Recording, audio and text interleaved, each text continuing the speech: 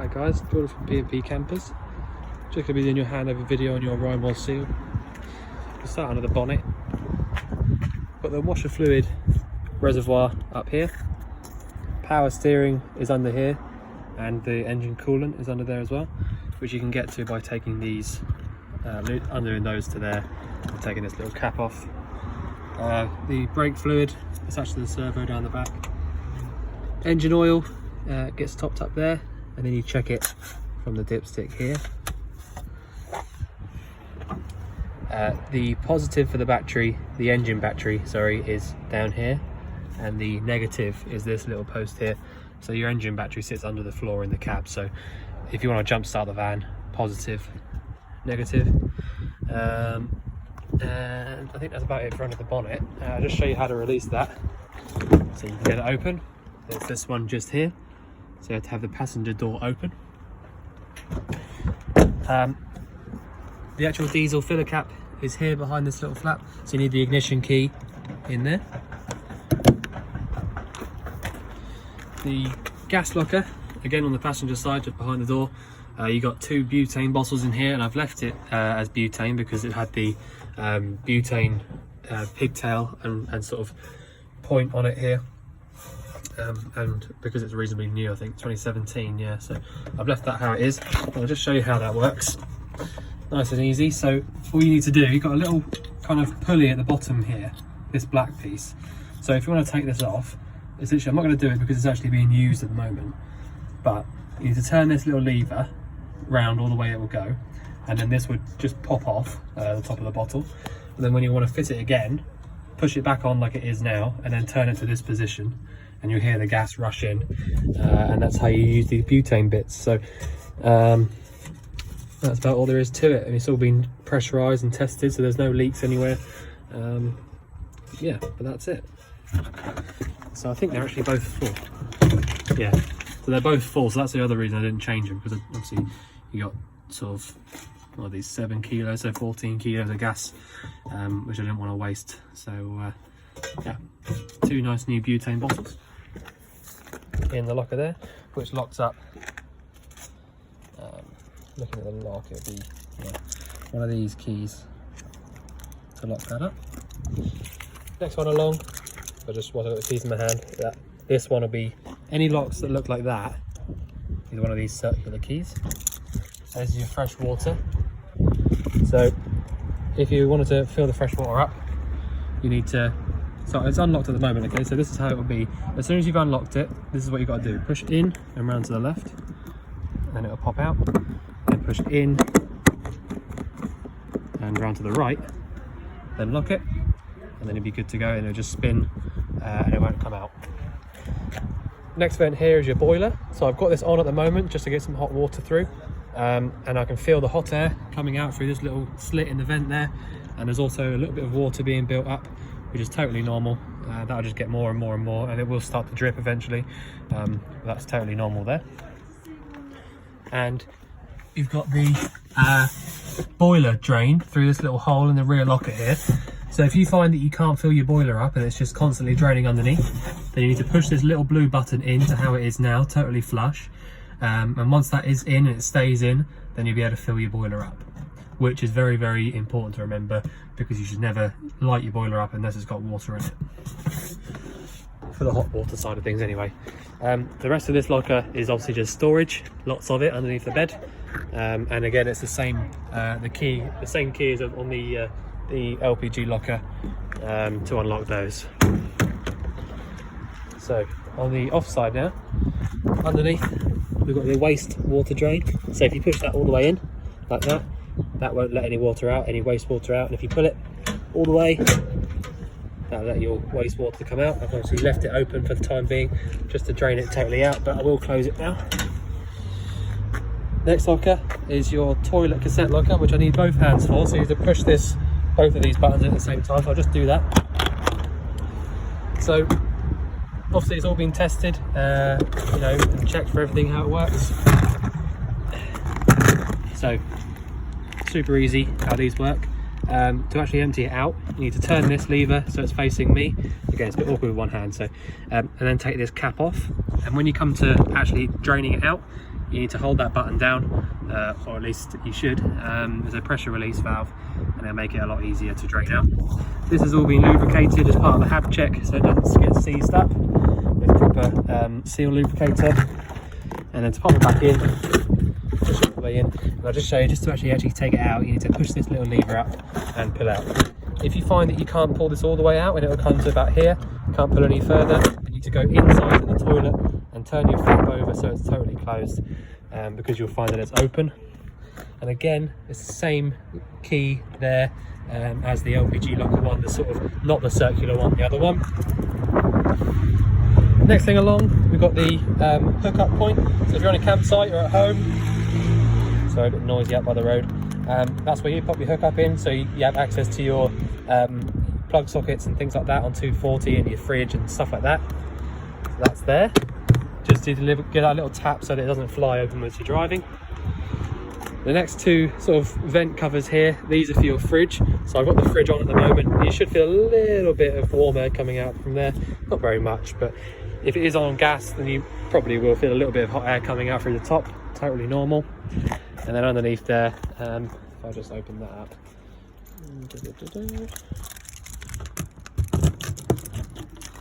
you've got your leisure battery. So there's a few bits going on in there, but that's just for your lights and all that kind of, you know, up to your control panel and all that. So that's where that's located. So I'll close that up. And again, that is the same key again. All right, so it's this key for basically everything, including this actual side door as well. Now, if I just show you a couple of bits in the cab, just before I forget. So you've got cruise control down here on this left-hand stalk, indicators, lights, up on the top left-hand stalk, washers and washer fluid over on the right. Then you've got your hazards down there in the middle and your lock button, that's for the cab. Reversing camera up there, which should just turn on with this button here when your ignition's on. 6-speed manual gearbox, and your air conditioning turns on via this button here. It won't light up until you have the numbers between 1 and 4, but that's where the actual aircon on and off switch is. So if we go in the actual van itself now, and I'll show you a few bits in here. So really lovely van, actually. I really like how sort of wide and spacious it feels. So I'll show you a few things first of all. So we've got the control panel up here, again really simple, nice and easy to use. This little left hand button here, so none of this lot up here is actually buttons, okay? There's no buttons up there, it's just these 4 at the bottom. So this button here's got a little magnifying glass on it, so that is telling you that it's a sort of a meter reader, okay? So if I hold this down, it's telling us on the left hand side we've got water, so that's how much fresh water we've got, half a tank. And on the right hand side we've got a battery, so it's telling us we've got about low battery.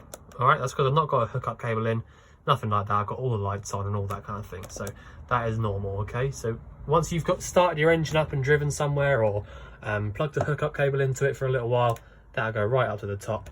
And also when you get your hookup plugged in, this light will come on, and if your waste tank is full, then you'll get this light come on.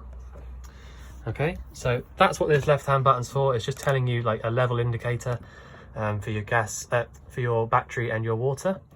Next one along is your water pump. So I'll turn that on, it'll get to pressure and turn itself off like you heard there. And the next two here, I've got them both on because they're just light switches. Okay, so you just have them, both of those on if you're going to come in here and use your lights. And then you get all these lights coming on, nice neat lights around the place, which actually even though it's like daytime right now, it's actually quite bright in here, so they obviously do their job quite well.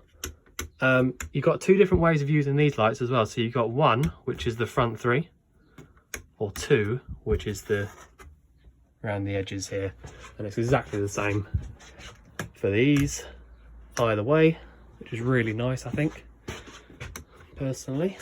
The rest of them have got their own switches on, so like I always say, you know, if you go through here and sort of work out which ones you do and you don't like, then you know, that's the easiest way. And the light switch for in the bathroom is here. which is a bit tucked up out of the way. It did take me a little while to find it, but that's where it is. Yeah, so like I was saying outside, if you find one day that you can't pull the cassette out, then you need to come in here and just, you'll find that it's like this, okay? So you'll find that it's in the open position. So just come in here and close it. And then your fresh flush is here. So that works off the actual pump itself, okay? So open it up, let the water out into the cassette, close it up, and that's it. So your shower, nice and easy, you know, all being tested on the hab check and no leaks and things like that. Yeah, nice new clean shower unit in here, no big cracks or anything like that, so that's good. Right, so first things first, when you come into the van and you've turned on your pump and your lights and all that kind of stuff up there, the absolute first thing you're going to want to do is come to the sink, take your plug out, make sure you've got water in the tank first of all, but come to the sink, put it over to cold and pull the tap. Make sure there's not loads and loads of air coming out, okay? So when I say that, I mean coughing and spluttering, getting you a bit wet. It does happen, it's not something to worry about, but just make sure that you pull the tap until it starts coming through just like it is now. Turn it off, make sure your pump goes off, and then turn it over to the hot, pull the hot side, do exactly the same thing. All right, so the hot side is generally where you get a bit more air, so make sure that you've got no air coming through, just like this. And then same again, turn it off, make sure your pump goes off.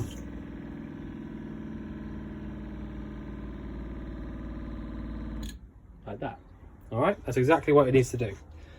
So the reason it took a bit longer for the hot side is because it's got more pipes running back and forth to the boiler and bits and bobs like that, because the cold literally just comes straight from the fresh tank there directly to the tap. The hot has to come from the tank into the boiler to the tap, so that's why it takes a bit longer. Again, nothing to worry about, it's just how it is. Right, I've left this open under here so I can show you what's going on.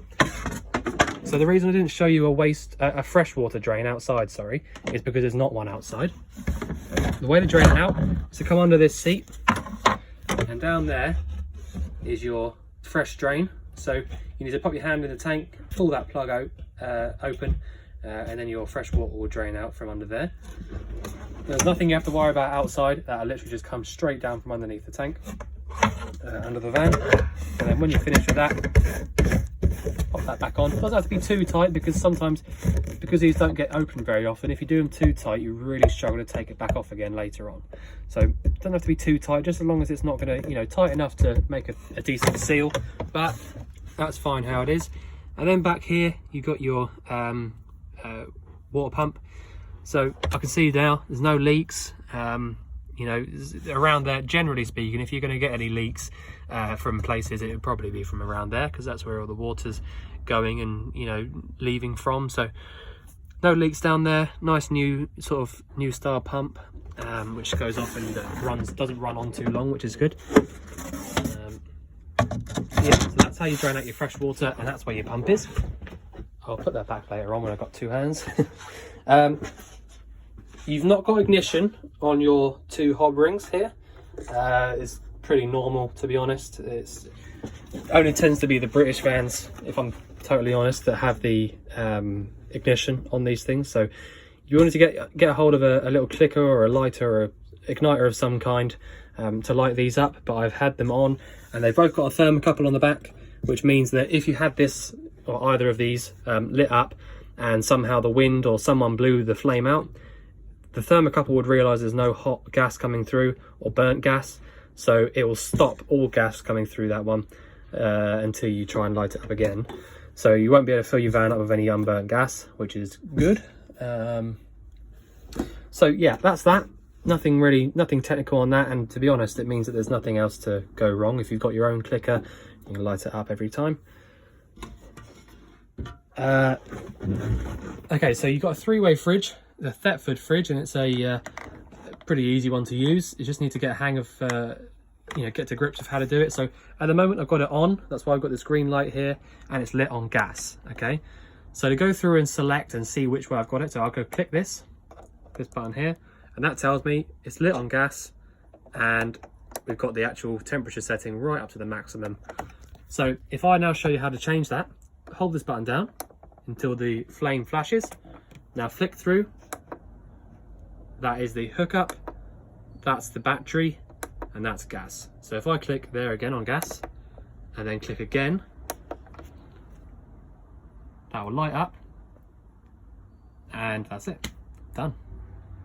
So as long as this light here is on, it means you're lit up on gas. And then just for example, we'll just pretend I've got a hookup cable plugged in, hold the button down, flick through, choose electric, and press it again. And now it's flashing because I've got not got a hookup cable into it, but that is how you would use it on the mains.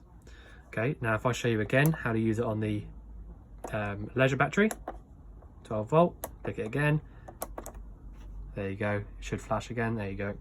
So that's because I've got the engine isn't running at the moment, so that's perfectly normal. And so the only way I can use it right now is via the gas. So hold the button down, go one to the right, click it again, now it's going to light up, lit straight away, and that's it. Okay, the way you use these fridges is the same with all the fridges in the motorhomes. You need to cool the fridge down with all your things inside it first, either via the mains hookup or the gas, like I've got it right now, until everything's nice and cold in there and the fridge is really cold. So perhaps overnight is a really good way of doing it. And then choose your 12 volt side just for when you're driving. Okay, because the 12 volt will not get this fridge cold on its own. It's just not possible. But it will retain the temperature if you get it to a certain temperature. Okay, so if you get it nice and cold the night before, choose your 12 volt just as soon as you're going to drive off to wherever you're going. And when you get to where you're going, everything will be nice and cold, and then you can choose one of the other two. Okay, because like I said, that won't do anything until you start your engine up. So it's just the same as all the other fridges with the two switches over here and the gas on the right, but it's just all electronic on the front here, on a nice easy to read panel. So I will switch this off now just in case I forget, and I'll just show you how to do that. And it's literally as simple as hold this button down until all the lights go off, including that one, and that's it. So there's no gas lit up at the back now, it's all turned itself off, and it's as simple as that. So the next thing I've got is the grill and the oven. So these ones do have an electric ignition. So if you want to use the grill, push in. So as soon as in fact, you've got the two off symbols matching up at the moment. Okay, so the little O basically there on the top there is pointing to which one you want on. Okay, so if I push this over to the right, then it's going to be aiming at the grill, and the grill will light up. If I push this around to the left, it's aiming towards the oven symbol, and then the oven will light up. So as soon as we push in, nothing's happening at the moment because it's facing the off symbol, all right? But as soon as we push in, the igniters are igniting. So if I push in and round to the right, grill's lit straight up. And to be fair, you do have to leave this on for a little bit. Hold it on for 10 seconds or so, and then let off. But basically that's all you need to do for the grill, and then just slowly let up on that. So I've let go of that now, and that's lit. And off to the middle, and the flame's off. Now if I do the same but for the oven, exactly the same, hold it on for a sec, just to make sure that thermocouple's nice and lit up, and then that's it. That's all you need to do. You have got gas marks on the oven here, but if I'm honest, they're only small ovens, and there's no way that they're going to get hot as a household oven. There's just it's just not possible. But you do have these numbers down here which tell you exactly what what number to use for individual things and stuff like that. So they get plenty hot enough to cook things on, but they will take a little bit longer, which is to be expected. So if I want to turn this off now, back to the middle, flames going out down there, and just so that something that I do, just leave the door open for a second just to let that properly cool down. But otherwise, I mean, you don't really need to do that. You can just close it straight up. But you've got a light inside there as well, which is just this light here. I'll show you how to use your boiler in a second, but this up here is not a button, so don't try and push in on that at all because they do break quite easily. This is just a little what do you call it, thermostat for your boiler. So if you've got your heating on your boiler, then this is your thermostat, and this is what will read the temperature inside. So it's all pretty, you know, it's simple, but it is also quite clever. So I'll just show you how to use that now. I'm just making sure I've got nothing else to point out to you. Okay, so boiler controls down here. Okay, so first of all, we've got these vents spotted around the van. So we've got one down there, probably one in the bathroom as well. Let's just have a look. Yeah, under there. All right, so they're all over the place, so that every part of the van gets nice and warmed up. And in fact, there's probably one inside there as well. I'm not 100%, but there probably is one over there. Anyway, so Rimor Combi. Okay, so this is how you use your boiler. So that's for the hot water and the heating, both, you know, either at the same time or separately. This is where you go to use that. So at the moment, I've got a green light and an orange light. Okay, so the green light means that it's on and it's lit up and doing its thing. The orange light, slightly different, means that the water is heating up. Okay, so the whole time that you've got that orange light there, it means that the water isn't quite at its temperature, but to be honest, it only takes sort of 10-15 minutes to get up to temperature. So all I've got on at the moment is hot water and 40 degrees. Okay, so the hot water symbol is the wavy line, and I've got it on 40 degrees. I could choose 60 by flicking up to the 60 sign, and I could also whack the gas right up and get it really, you know, nice and quickly. But personally, unless you're in a real hurry, I think that's fine how it is on 4, sort of 3, 4, that's fine.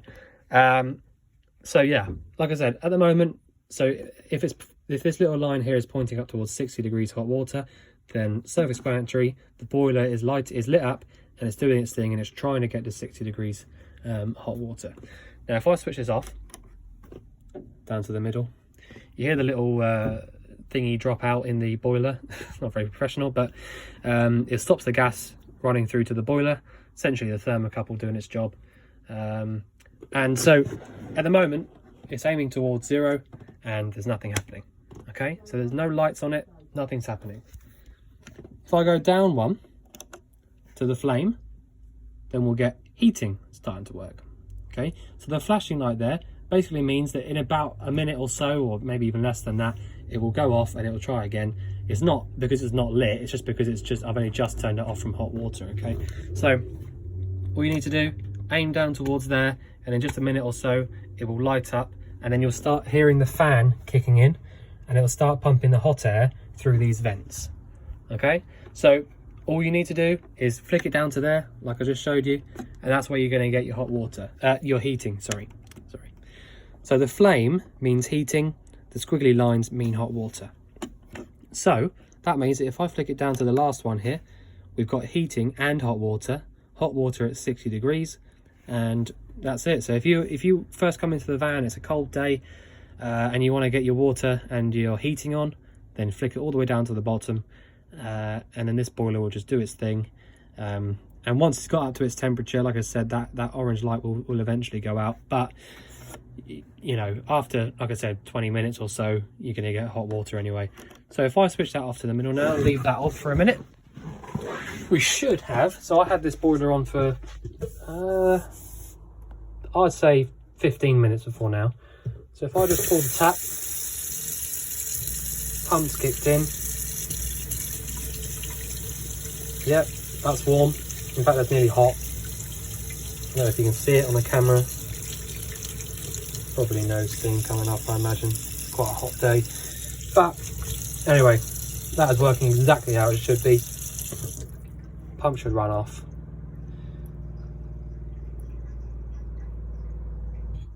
Like so. And that's it. So as long as this is in the off position here, aiming towards the little 0, then your boiler is not doing a single thing. And if you've had the heating on for a little while, bear in mind that when you turn it off to the 0, you will hear the fan carrying on for probably 4 or 5 minutes just to cool itself down. So that's not a problem at all. It's just, you know, that's just how they work. Not sure what else to show you. I'm not sure if I wrote it down on the hab sheet or not, but there's something to bear in mind with these windows you got in this fan. So you've got these kind of latch style window retainers. So there's not a turn buckle to tighten them up. So the way they work, if I just show you quickly without trying to hit someone when they walk past, they work by opening them up and they lock in like that. Okay. Now to close them off, so if I just show you what I'm talking about, sometimes when you go to close these windows, you need to open them a little bit more just to allow it to close back down. So this is how you have to close them up. So if I try to pull this now, it won't come in. If I have to do this up a bit and then down. Okay, so the point is, if you are parked really close to something just here, like a wall or another van or something like that, then just make sure that you're not going to open this window up so far that you can't open it that little bit extra to allow it to close again. It's not the end of the world if that does happen, because you've got a couple of rivets up here that you have to take out, or if it's open far enough, you can take out these 2 screws or these 2 screws, you know, and allow it to just fall in on itself. But obviously you don't really want to do that. So make sure you're not too close to something else before you start opening up your windows. But if you've got about as much space as I've got here, then that's plenty. But you know, you'll get the hang of that straight away once you've started using them a little bit. I'll just make sure there's nothing else that I'm missing, which is really important. I am actually, yeah. So we're underneath the sink.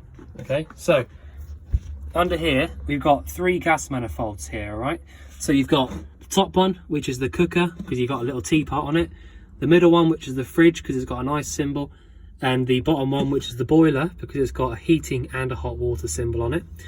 Now, these are your gas manifolds. So if you were on holiday and you thought, oh, I think my fridge is leaking gas or something like that, or you thought something was leaking gas, then you can switch them off individually from here. So just turn it 90 degrees and then you'll find that it's totally locked off from any gas, and these work really well. So if you, like I said, if you were worried about any individual appliance, you can isolate them here.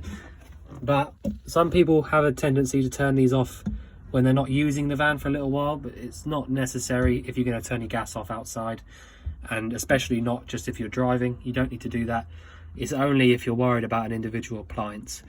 And the switch at the back there is your RCD. So if you plug your hookup cable into that, on the outside, sorry, if you plug your hookup cable in and you put a dodgy plug into one of your sockets, then that is where it will trip, and that's where you got to come back to switch it back up. So it's just like any household RCD. So yeah, so I think I've covered everything I can. So essentially the main points, all of your main on and off switches up there above the door. Make sure you pour your tap hot and cold before you start using your boiler to save anything from you know, burning out and things like that. Squiggly line and numbers is hot water, the flame is heating. I think that's about it. You know, you just got to keep on top of those things and you'll be absolutely fine. So we look forward to seeing you soon to collect your vehicle. But until then, if you get any more questions about anything or think I've missed anything out, then obviously let us know and we'll answer any questions you've got. Thanks very much.